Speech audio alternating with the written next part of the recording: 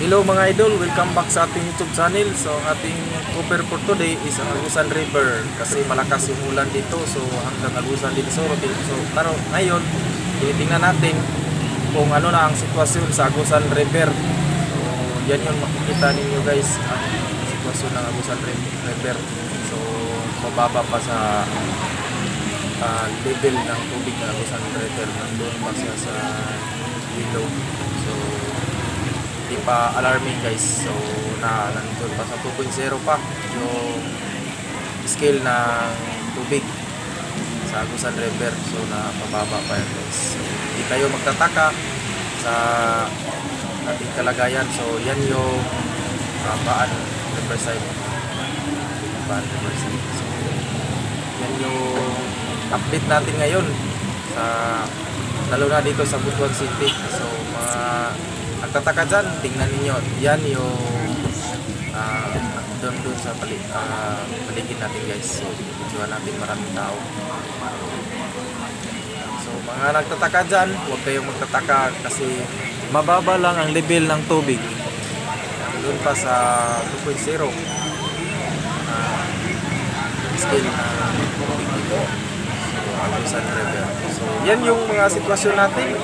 So bago ka pa nanonood sa ating YouTube channel, don't forget to like, subscribe para updated ka sa sunod ko pang mga video. So tapusin mo ang panonood, baka makatulong sa inyo to. So dito tayo tumatayo sa itong point na ito.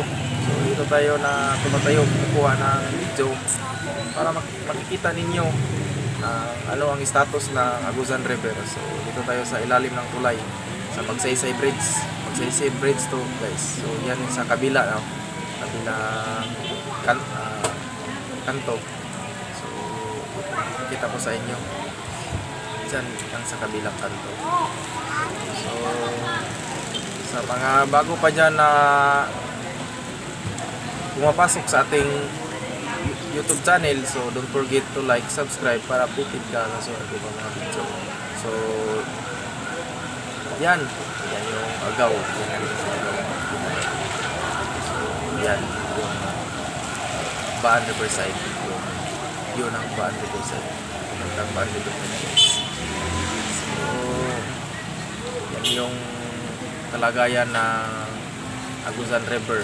Kasi maraming tao ang nagtataka ngayon kasi malakas ang buhos ng ulan dito sa Butuan City, lalo na sa Agusan del Sur. So mababa na.